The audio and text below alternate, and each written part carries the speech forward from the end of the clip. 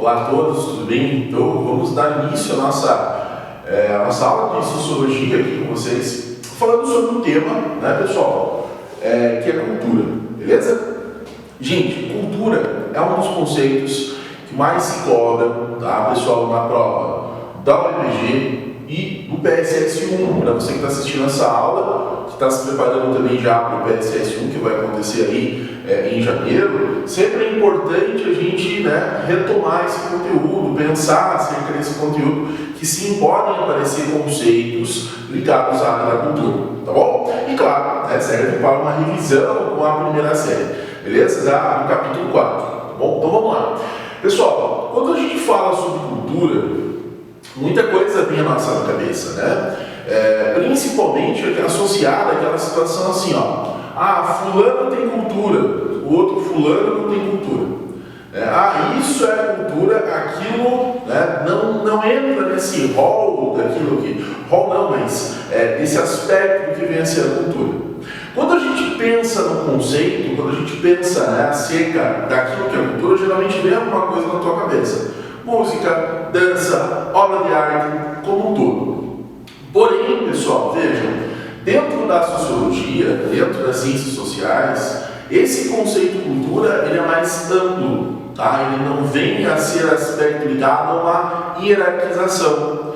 Ele é um conceito que explica as práticas, né, as formas de pensar, as formas de sentir, né, e, portanto, seriam fenômenos culturais. Eles não são presos, né, gente, ou melhor, não são fechados esses conceitos, né? Por exemplo, não existe uma cultura que nunca vai se alterar, ele sempre se altera conforme as necessidades presentes acerca de uma sociedade.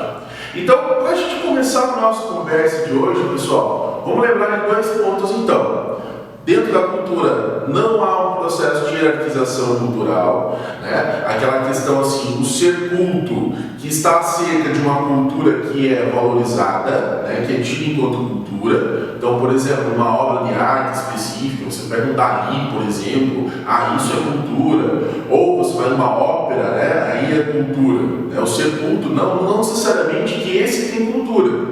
Mas não necessariamente também, pessoal, aquela pessoa que não tem acesso, vejam, a esse tipo de cultura, tá? Vai ser uma pessoa inculta, vai ser uma pessoa inferior à outra. Tá? Ela vai ter um modelo diferente de cultura. Então, ao invés da gente pensar no vestibular da UEPG, quando falo de cultura, e até para, por acaso, né, numa dessa aí, numa redação vestibular aí para você, ao invés de a gente pensar a cultura enquanto processo de hierarquização, a gente tem que pensar um processo do quê, pessoal? Um processo da gente analisar ela no seu... que todas têm um processo de construção, de importância dentro da comunidade analisada. Então, vamos lá, essa é a primeira questão, não há hierarquização. A segunda parte, pessoal, é pensar o quê? O que então é a cultura? Vejam, pessoal, não são só objetos, mas são relações, né, tanto da cultura material quanto da cultura imaterial, que caracteriza um determinado tipo de sociedade. Então isso é bem importante você focar, tá? São partes, tá, da cultura material e imaterial que caracterizam uma sociedade. Exemplo da cultura material. Sim, aí eu posso detalhar para vocês, né, obras arquitetônicas, né, prédios, isso é da cultura material. E o que é a cultura imaterial, né, pessoal? Que já vai na primeira diferenciação. A cultura imaterial, pessoal, são formas da gente pensar, né, reflete como a gente analisa a nossa realidade social. E que de uma forma direta, né, pessoal, vai nos moldar, vai nos fazer com que a gente pense e até mesmo dentro de uma moral daquele grupo analisado, a gente acabe agindo de determinada forma, certo? Então, por exemplo, acerca de uma sociedade que valoriza determinadas relações sociais, por exemplo, vamos pegar uma sociedade de algumas tribos da Polinésia, como é o exemplo que alguns antropólogos, a gente vai falar um pouquinho da antropologia, analisam, né, como se constitui aquela sociedade. Aquela sociedade a gente vai ter uma mudança, não é uma sociedade patriarcal, mas é uma sociedade matriarcal, né, que para você pode ser extremamente estranho, por exemplo, uma mulher ser a chefe de uma tribo, né, por exemplo, no Ocidente. Aqui pra gente, né, lá para eles é completamente normal. Então, não, o normal, até esse conceito, né, pessoal, não entra na relação com a sociologia. O que é normal? É aquilo que a gente estranha. E aí, então vejam, a gente já começa a ser em 2 pontos. E aí a gente consegue esmiuçar outros 2 conceitos importantes dentro de cultura. O primeiro é etnocentrismo, tá? É quando você analisa essa cultura do outro enquanto algo inferior à sua. E claro, né, pessoal, inclusive alguns pensadores já vão dizer isso. Não existe antropologia, ou melhor, não existe nenhuma cultura que não tenha um pouquinho de etnocêntrica, que olha para a cultura do outro estranho. Sempre vai existir esse aspecto do estranhamento. Pare e pense um pouquinho. Em algumas regiões comem alguns animais que você provavelmente domestica esses animais. Por exemplo, o cachorro. Em algumas regiões você vai ter alimentação ligada a esse animal. Vocês não comem cachorro, vocês criam, domesticam o cachorro, né? Enfim, há esse processo. Claro, vai que eu estou falando aqui, mas você, assim eu espero, dentro dessa cultura ocidental, que haja essa relação com o animalzinho lá de casa, né, gente? O cachorro, o gato, enfim. Bom, então surge essa relação, né? Primeiro é etnocentrismo. E a segunda, a gente é a alteridade.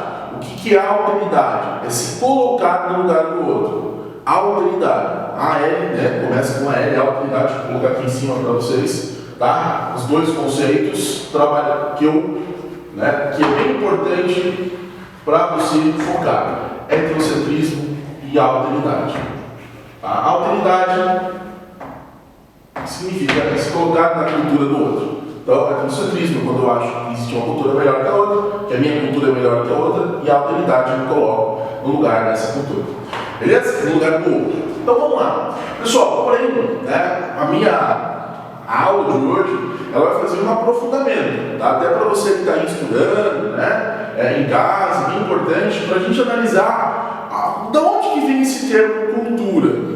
E a partir de quando que ele passou a ser associado a essas práticas, como eu falo assim, práticas que vão nos revelar a forma de pensar, agir e até mesmo sentir das pessoas, o que para Durkheim é o fato social.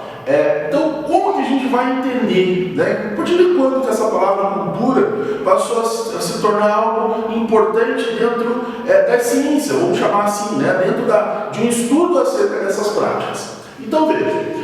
Antigamente, pessoal, lá atrás, lá no mundo antigo, a palavra cultura, ela tinha a ver com a agricultura, com o cultivo. Então, a sua origem vem do latim cultivar. Então, você pensa assim, as pessoas cultivavam, criavam os animais, então isso tinha a ver com a relação do sustento das pessoas. Se você, veja, gente, lógico, hoje a tecnologia ela é alta pra caramba, mas sem o alimento, sem essa produção você não sobrevive. Olha que interessante pensar isso. Nossa primeira necessidade é nos mantermos vivos, e claro, para isso nós precisamos nos alimentar. E claro, nos gregos, melhor dizendo, nos romanos que falavam latim, gente, a palavra cultivar tinha tudo a ver com esse sentido da cultura, com a ver com a sobrevivência daqueles indivíduos.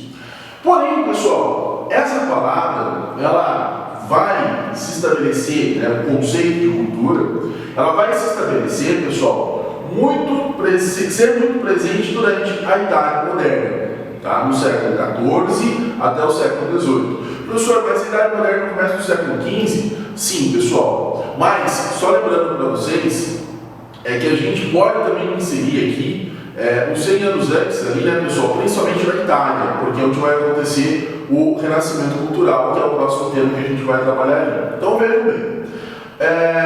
Esse termo, tá, a partir do século XIV, passou a ser associado a outras situações. Ao invés de cultivo só na terra, que era algo importante, mas cultivar o que também? Cultivar saberes, o cultivo da mente, do intelecto e também do espírito humano. Veja, o espírito humano, que época que nós estamos vivendo aqui, pessoal? Nós estamos vivendo a transição de uma idade média, europeia, marcada pelo feudalismo, marcada pelo poder intelectual da igreja, e mudando para um outro contexto, né, que é o contexto da retomada do comércio, das cidades sendo formadas e, claro, uma nova mentalidade. E essa nova mentalidade passava a entender que era necessário emancipar o homem daquilo que eles chamavam de trevas. Lembrando para vocês, né, gente, que os renascentistas, né, eles chamavam, né, esse domínio intelectual da igreja de Idade das Trevas.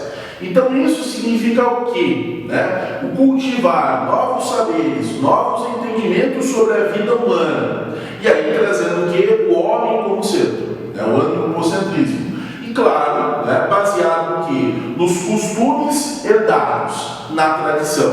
Mas que costumes eram estes? Não aqueles que eles buscavam criticar, né, que a Igreja Católica, né, tanto promoveu durante a Idade Média, mas sim tradições baseadas no quê? No classicismo. O que seria esse classicismo? Classicismo grego e romano, né? Greco-romano, pode ser assim chamado. E aí aquela situação aonde os intelectuais da época que buscavam uma nova interpretação, vejam, uma nova cultura, passaram a chamar justamente isso, cultivar novos elementos. E aí passamos para a época em que chamamos de renascimento cultural, onde o uso da razão, né, gente, a razão, o progresso humano, vai sendo pouco a pouco substituído pela explicação teocêntrica em todas as ordens, né, da vida social. Então, por exemplo, vamos pegar um conceito não, mas um contexto político daquilo que acontecia aqui. Muitos, né, reis, né, e até mesmo os senhores feudais, justificavam aquela sociedade, aquele cenário de poder, né, que era instituído pela igreja. A igreja que mandava, a igreja explicava porque o rei era rei, né, o poder segundo as Sagradas Escrituras. Esse tipo de explicação, vejam, que também é cultural, né, o conhecimento político, pouco a pouco vai sendo substituído por qual tipo de conhecimento? Por um conhecimento racional. Né? Que é que lá no século XVIII, né, veja, vai acontecer a Revolução Francesa, baseada, né, de que são os homens que devem se governar, são as pessoas que se devem governar, não algo instituído por Deus, certo? Não é que agora vamos deixar de acreditar em Deus, não é bem assim que funciona, mas sim, né, as relações humanas devem se estabelecer acerca de uma nova cultura, de novos saberes ligados à ciência, uma nova explicação, né? Obras de arte que valorizavam esse sentido, né? Você pega as principais obras do renascentismo, eles vão trazer isso, e que é aquilo que eu estava comentando com vocês, o conhecimento político para organizar essa nova sociedade.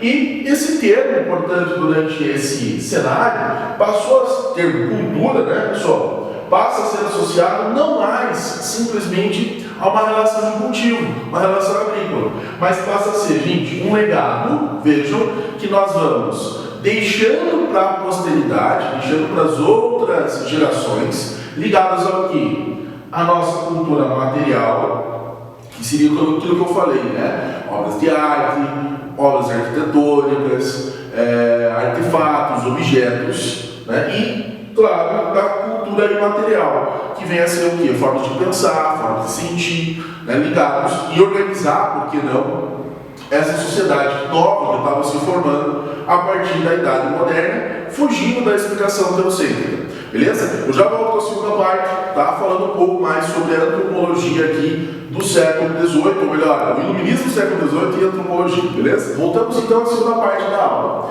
Pessoal, agora a gente vai falar sobre o iluminismo, tá?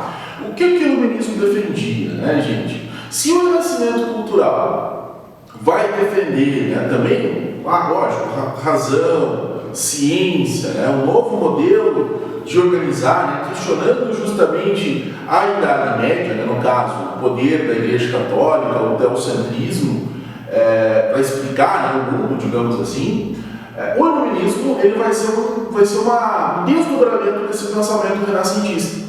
Tá? Que no século XVIII, se o Renascimento trabalha muito na perspectiva da ciência, né, da relação com, vejam, a arte, que a gente viu também dentro relacionada à cultura, o Iluminismo ele vai aí sim aprofundar, ele vai entrar justamente naquela relação, né, pessoal, da sociedade, da política, né, buscando o quê? Sepultar tudo aquilo que era de feudal, né, sepultar tudo aquilo que tinha a ver com a Idade Média.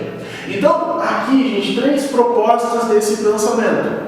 Primeiro, né, a valorização da razão, certo, gente? Para a organização qualquer do homem, né, deveria se utilizar a razão.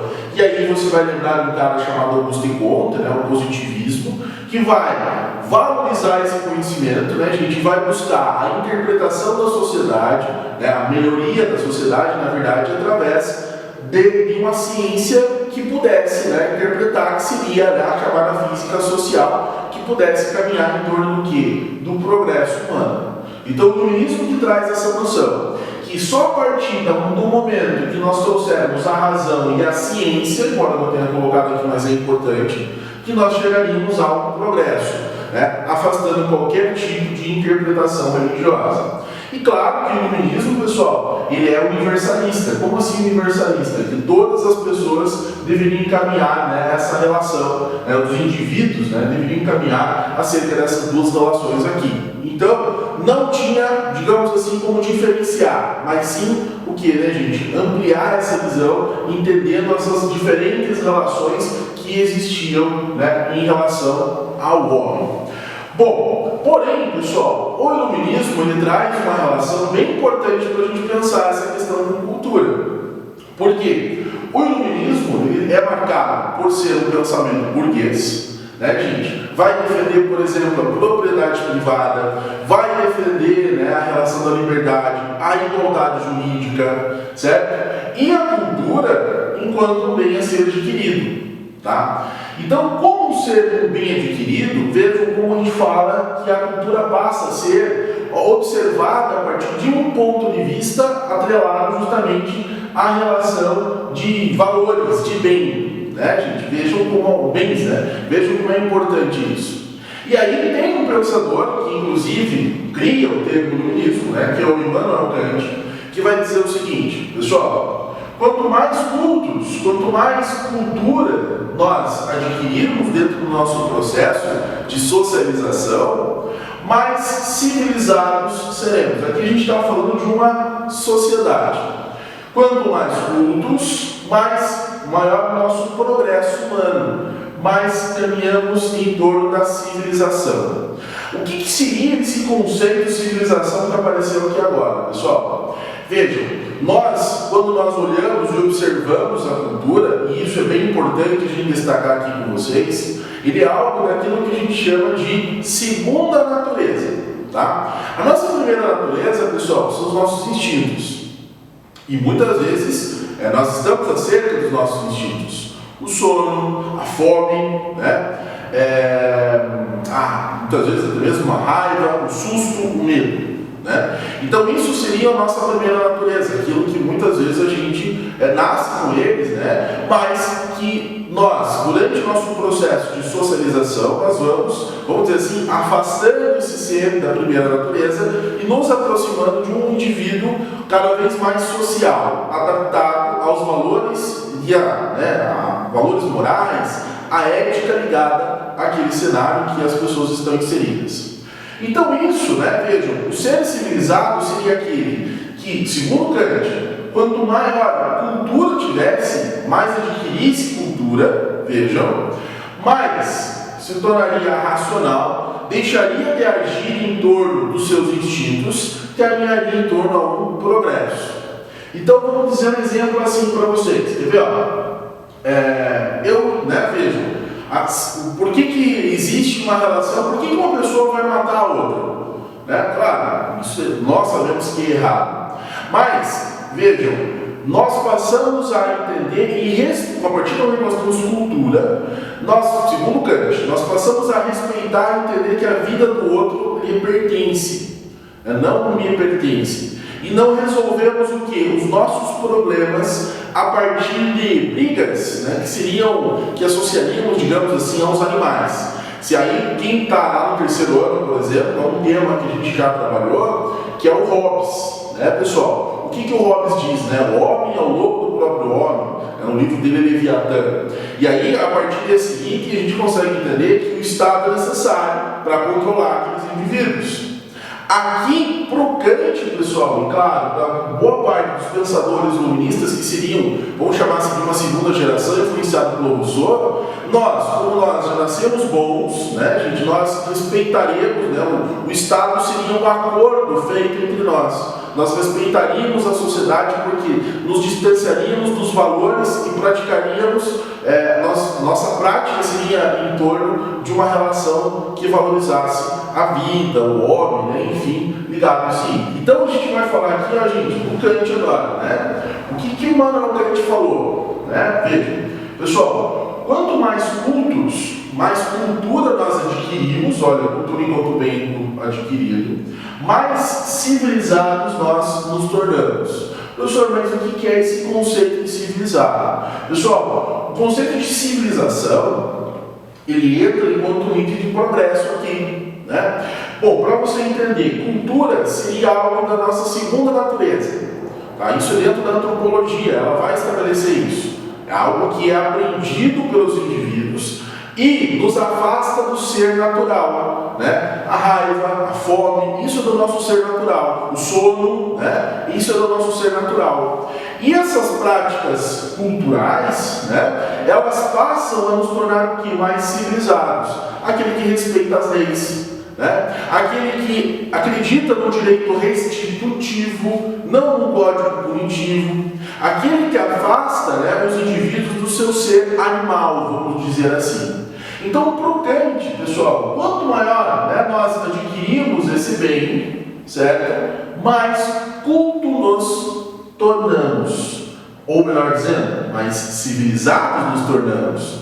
Mas não precisamos, vejam, da presença de um Estado efetivo. Nós caminhamos em torno do quê? Dos ideais desse feminismo, que é o liberalismo, portanto. Bom, porém, vejam como é a situação aqui, gente. Para eles, né, dentro desse pensamento iluminista, nós começamos a entender que há um acúmulo de conhecimentos. Mas que tipo de conhecimento é esse? Né? Seria qualquer tipo de conhecimento que organiza uma sociedade? Não. Começa a existir o que? A classificação das culturas. Tá? Por exemplo, claro, essa classificação representa o que? Uma hierarquização. Só que essa hierarquização, pessoal, ela vai ser baseada no quê? Vai ser baseada não no estudo simplesmente das práticas sociais, da cultura, portanto, mas sim associada ao quê? Até mesmo um caráter biológico, tá? Porque, gente, vejam, aqui dentro do século, a gente está falando de um momento da história do século XVIII e século XIX, que as ciências sociais elas estão se formando. Né? E quando algo se forma, pensa uma coisinha aqui com vocês, quando vocês ainda não são pais, não são mães, pai que, né? Eu estou dando algo como pai e como mãe, mas quando você pensa, como eu quero ser pai, como que eu quero ser uma mãe, você vai nos teus exemplos, vai no seu próprio pai, ou vai no parente próximo, vai se espelhar, né, em práticas que você acha que são boas.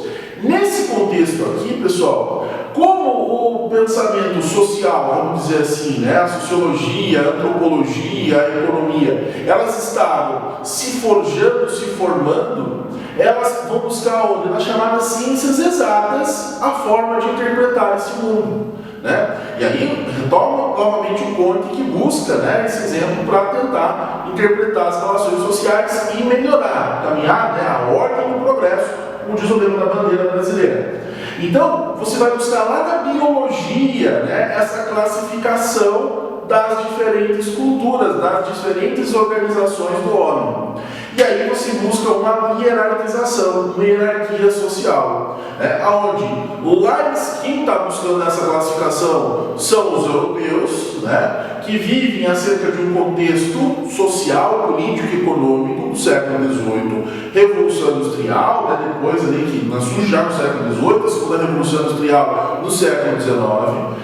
Então eles estão acerca do seu da forma como eles analisam esse mundo, eles passam a interpretar as diferentes culturas. E eles passam a determinar o quê? Pessoal, olha só, eu, europeu, que baseia a minha cultura acerca de uma cultura letrada, enquanto um bem, um patrimônio que os meus antepassados me deixaram, estudo e entendo o mundo que eu vivo. Olha que interessante, pessoal. Não precisa mais o cara que está aqui na Europa e nos Estados Unidos, também no século XIX, por exemplo, carregar peso gigantesco de, de uma tonelada. Ele não conseguia fazer isso antes. Agora ele tem uma máquina para fazer isso para ele. Então isso revela, segundo os pensadores, o quanto esses europeus são evoluídos, o quanto eles são civilizados. E esse ser civilizado, pessoal, vive acerca de um direito restitutivo. Eu não coloquei aqui a forma de um Estado, mas o Estado, quem controla são os próprios indivíduos, são os próprios homens e mulheres que vivem no século XVIII e século XIX. Por isso eu sou civilizado. E aí vejam, pessoal, isso você remete a qual contexto histórico? Grécia Antiga. Na Grécia Antiga, os gregos se consideravam superiores em relação a outros, porque eles diziam, olha, eu governo a mim mesmo, não preciso de um Estado para impor nada a mim. Então, com a democracia, esse ser civilizado se achava superior. Porém, classificavam outras culturas.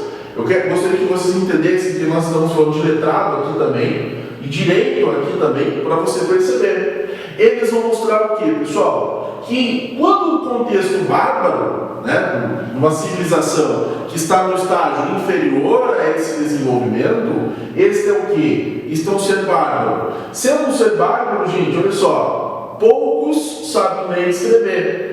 Logo, você tem uma hierarquização dentro da própria sociedade, não todo mundo é igual. Vejam, os preceitos que organizam outra sociedade que está no estágio inferior é que, segundo o europeu, claro, não estou dizendo que existe cultura inferior e cultura superior, mas segundo o europeu, esse está no estágio inferior ao dele. E vive acerca de punições, pena de morte, flagelo em praça pública, certo? Enfim, para você imaginar. E aí você tem um pouco de noção do que é o Brasil do século XIX na visão, tanto do europeu quanto do brasileiro. Então veja, no Brasil do século XIX, o Brasil Império, o que a gente encontra? A gente encontra apenas 5% da população brasileira que sabia ler e escrever, gente? E claro, você tinha punições, tanto a escravos, quanto insubordinados. Não era um direito restitutivo. Quando eu falo direito restitutivo, pessoal, é quando a pessoa comete algum crime numa sociedade e, vejam, ele pode ser incorporado novamente a essa sociedade, a partir do momento que ele pode melhorar, e seguir acerca dessa. Então, existe essa relação, poucos, um processo de punição, direito restitutivo, ou melhor dizendo, civilizado, direito restitutivo, no bárbaro, seriam punições, essas transgressões à regra. Já o selvagem seria aquele que nem conhece o que é Estado, cada um age por si, E, claro, ninguém é letrado na sociedade, então ele seria o primeiro estágio de civilização lá atrás. E, claro, a relação que não existem leis. A lei é do mais forte. Eu estava falando do Brasil, pessoal, que, só para fechar, vamos retomar o raciocínio, para o europeu, o Brasil é considerado enquanto um estágio atrasado. O Brasil, pessoal, os nossos intelectuais do século XIX, aí entra, por exemplo, Benjamin Constant, que era militar, ele vai justamente colocar isso, dizer nós precisamos caminhar em torno de um progresso. E aí começam pelos militares, pelos cafeicultores, alguns bacharéis de direito, a querer chegar nesse estágio de civilização. E um desses estágios de civilização era acabar com o quê? Com a nossa barbárie. Acabar com a escravidão, por exemplo, mas não é só a escravidão, mas aquilo que o negro representava na nossa sociedade. Por isso aqui começaram a surgir teorias raciais também, né, do século XIX, que chegam no Brasil, tentando justamente dizer que o Brasil precisava caminhar em torno desse progresso. Tá? E isso vai ser extremamente importante para analisar o contexto inicial do século XX, que vai definir inclusive os rumos do século seguinte, né? A Primeira Guerra Mundial principalmente. E aí vem a seguinte situação, pessoal: o olhar para o outro, do europeu, ele via esse mundo em que ele estava inserido enquanto um atraso. Um atraso institucional das instituições, da família, do Estado, né, da interpretação social, interpretação cultural, e era necessário o quê, gente? Vejam, analisar, e muitas vezes, pessoal, em alguns contextos que a gente vai ver na sequência, basicamente acelerar o estágio de desenvolvimento desses outros povos. Só um detalhe, né, que viviam esses outros povos?